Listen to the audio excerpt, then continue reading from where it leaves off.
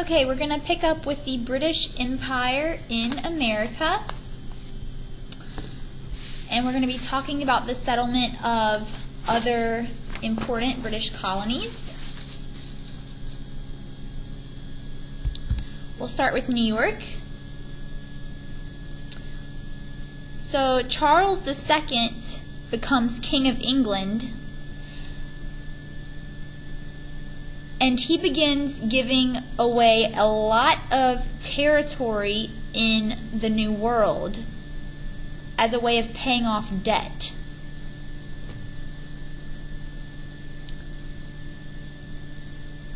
He gives his brother James, the Duke of York, territory that formerly belonged to the Netherlands, surrounding the Hudson River. And so you know that England's now absorbed that Dutch territory in present-day New York, and of course James, the Duke of York, will name this territory New York.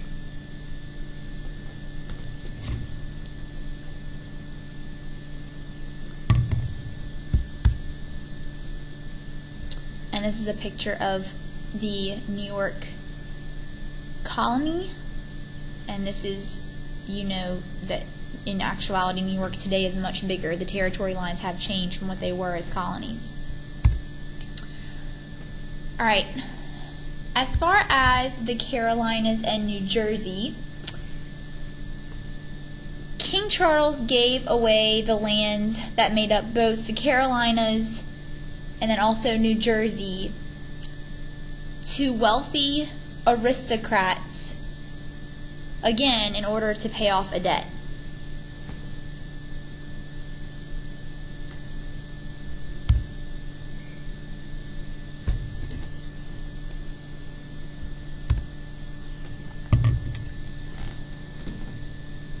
Pennsylvania.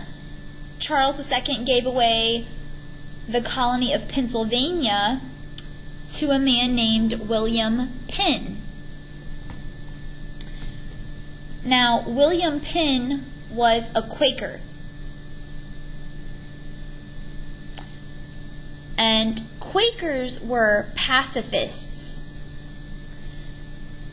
And so they were persecuted in England because they would not serve in the English army. They refused to serve. So Penn is going to allow Quakers to flee to Pennsylvania to seek safe haven.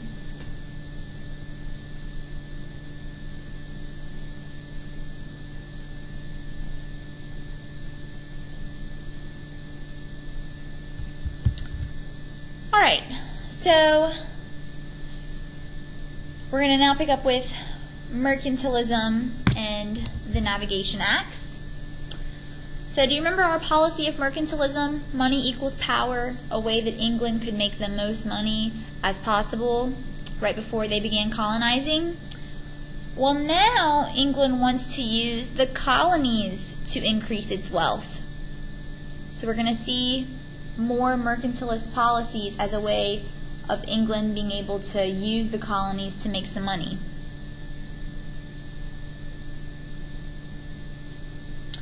Basically, they want to enact policies that strictly benefit the mother country and not just the colonies and not other European countries that the colonies could be trading with. So in the 1650s, we see a group of laws known as the Navigation Acts passed.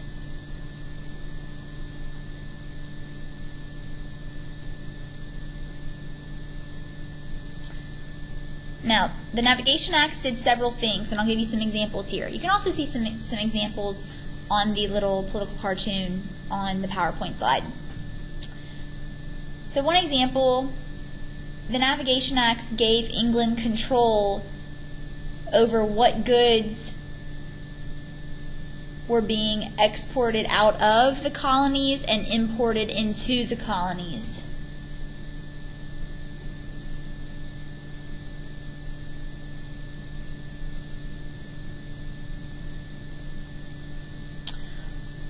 colonies could only import and export goods in British ships.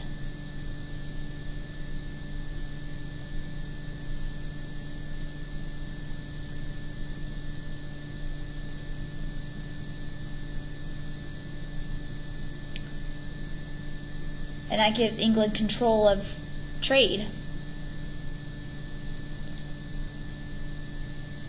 The colonists could no longer trade with foreign merchants coming to America.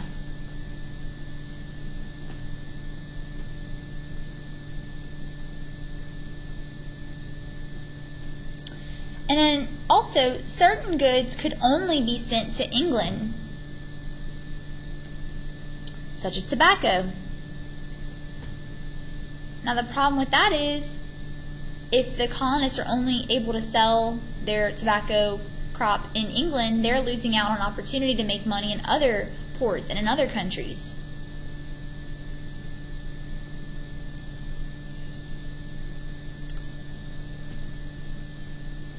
So I wanted to give you a more specific example of like what a Navigation Act would look like or what its effect could be. So the Molasses Act is something that happens at a later time, but it's a good part to teach. It's a good time to teach about it now.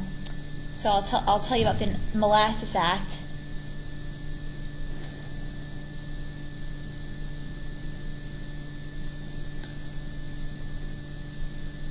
So the English colonists were producing a lot of crops and goods,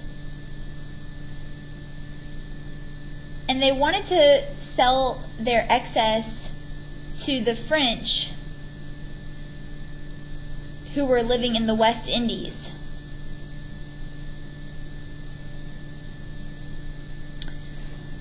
And the French were able to produce really, really low cost sugar in the West Indies. So the colonists were very drawn to buy French molasses from the West Indies over the British molasses that was more expensive.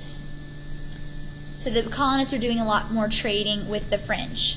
It's particularly sugar and molasses. Molasses is sugar. Okay.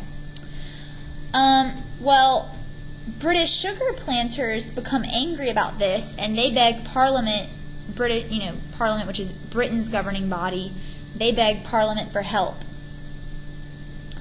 So Parliament passes what's called the Molasses Act.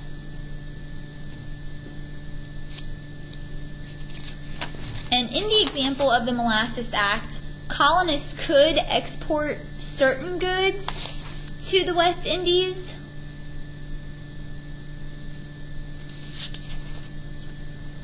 but there would be a high tariff placed on imported French molasses.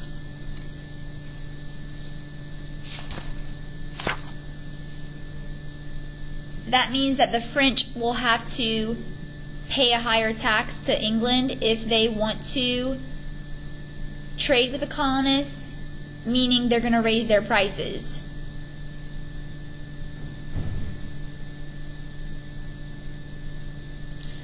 So the colonists are very upset by this because they enjoyed getting their cheap sugar and cheap molasses from the French in the West Indies. So they actually begin smuggling in French molasses as a means to avoid the tariff altogether and avoid the increase in prices.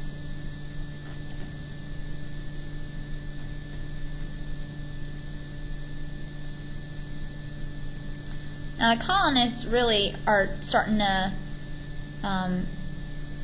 resist and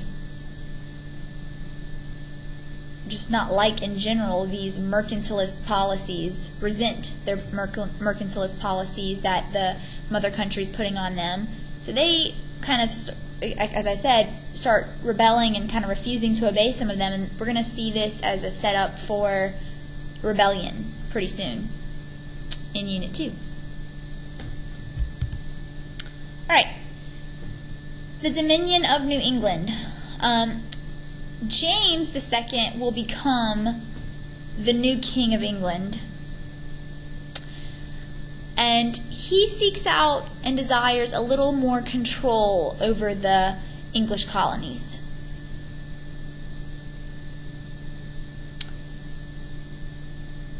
So he is going to join Massachusetts Bay, Plymouth, Connecticut, and Rhode Island, and eventually adding New York and New Jersey later. He's going to join them into all one large royal colony, one royal region, controlled directly by the king.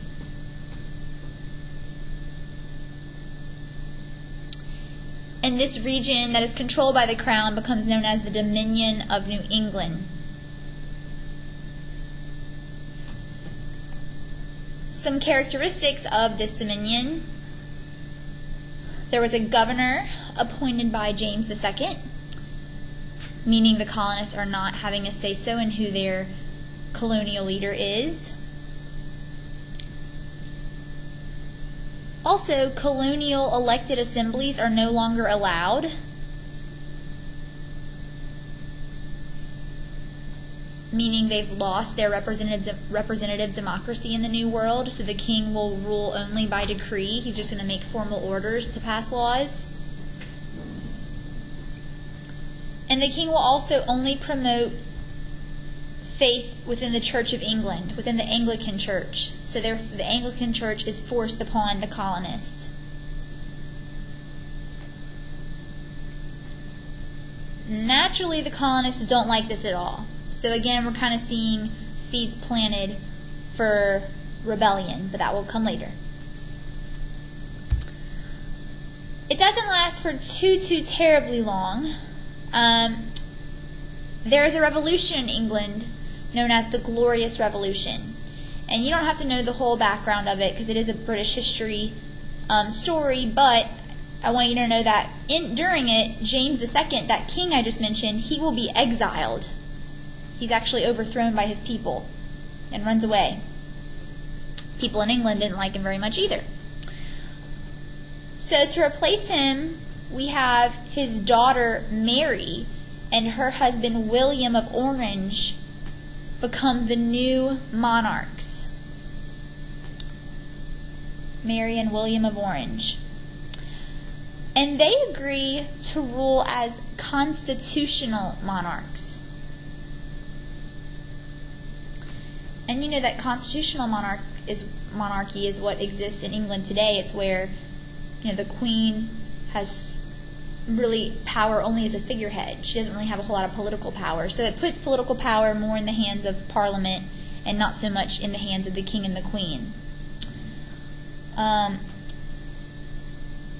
The reason that William and Mary of Orange agree to this is because they believe in John Locke's social contract theory.